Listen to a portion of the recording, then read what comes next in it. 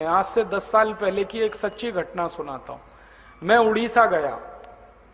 कालाहांडी नाम का एक इलाका है, भारत का सबसे गरीब इलाका माना जाता है। वहां मेरा व्याख्यान था, मैं गया देने के लिए एक गांव में। तो व्याख्यान था, मैं पहुंच गया समय पर। 3 लोग आए थे सुनने के लिए। एक मैं था खुद, मेरा व्याख्यान सुनने के लिए, एक माइक लगाने वाला था, एक दरी बिछाने वाला था। 3 लोग आए थे। माइक वाले और दरी वाले की मजबूरी थी और मेरी भी मजबूरी थी। मुझे बोलना था, उनको माइक लगाना था, एक को दरी बिछानी थी, चौथा कोई नहीं था। मैंने माइक वाले से कहा, भाई यहां तो कोई आया ही नहीं, व्याख्यान किसको दूं? तो उसने कहा, मैं बैठ जाता हूं आपके सामने, मुझे ही सुनाओ। और उसने कहा, इसको भी बिठा लेता हूं दरी वाले को, हम 2 तो हैं। तो मैंने कहा, बाकी लोग? तो उसने कहा, आप चिंता मत करो, आप बोलो, हम सुनेंगे। और उसने कहा, मैंने माइक ऐसे सेट किए हैं कि घर घर में आवाज जा रही है, आप बोलो, वो सुनेंगे सब घर में बैठ के। तो मैंने कहा, भैया जो घर में बैठ के मेरा भाषण सुन सकते हैं वो मेरे सामने भी सुन सकते हैं। तो वो एकदम मायूस हो गया, माइक वाला चेहरा लटक गया उसका। और उसने बड़े धीमे शब्दों में कहा, वो आपके सामने बैठ के नहीं सुन सकते क्योंकि उनके शरीर पर कपड़े नहीं है। तब मुझे उस दिन करंट लगा, झटका लगा, ऐसी भी गरीबी। तो मैंने कहा, भाई अब व्याख्यान क्या देना, मुझे तो इनकी गरीबी के दर्शन करा दो। तो उसने कहा, चलो एक एक घर में ले चलता हूं आपको। तो सबसे पहले घर में हमने दरवाजा खटखटाया।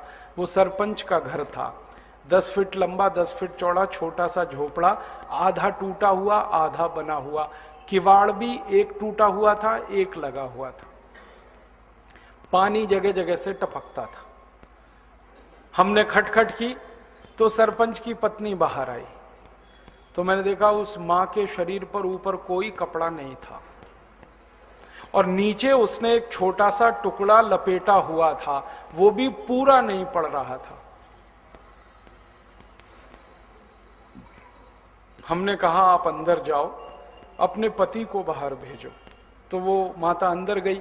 उसका पति थोड़ी देर बाद बाहर आया तो मेरी आंखों में आंसू आ गए। वो वही कपड़ा लपेट कर आया था जिसको पत्नी लपेट के आई थी।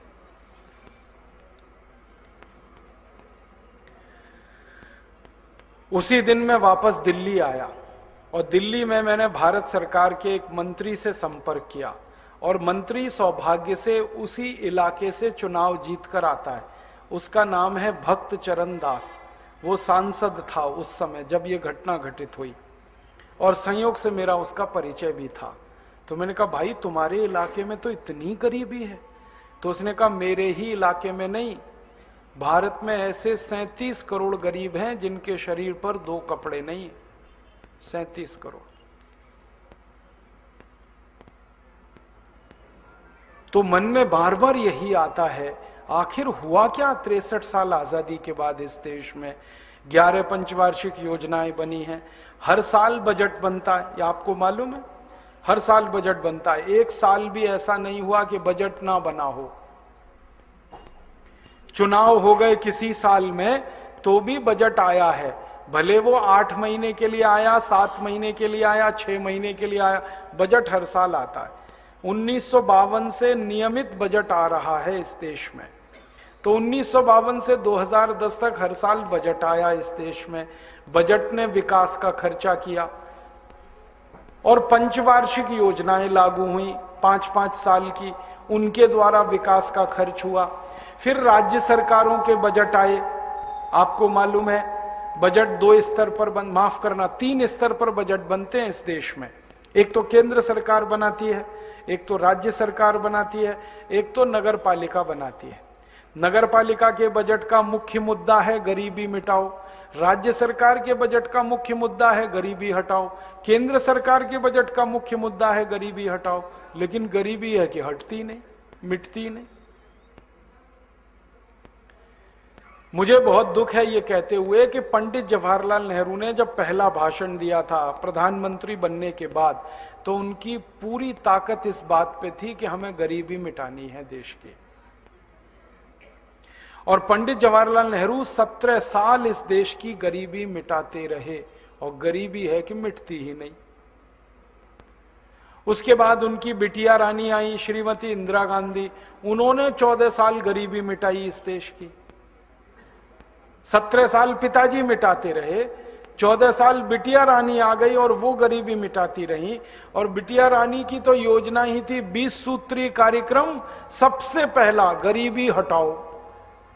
20 सूत्री कार्यक्रम में सबसे पहला 14 साल की उनकी ताकत लगी, उन्होंने भी गरीबी नहीं मिटा पाई। फिर उनके बेटा राजा आ गए राजीव गांधी, वो 5 साल लगे रहे गरीबी मिटाओ। और उसके बाद तो पूरी प्लाटून है, आप जानते हो, नरसिम्हा राव आए, उस बीपी सिंह आए, चंद्रशेखर आए, देवेगौड़ा आए, इंद्र कुमार गुजराल आए, श्री अटल बिहारी वाजपेयी आए, और अब मनमोहन सिंह आए हैं। सब गरीबी मिटाने में लगे हुए हैं, और गरीबी मिटती ही नहीं, बढ़ती ही जाती है, बढ़ती ही जाती है। ये गंभीर समस्या है।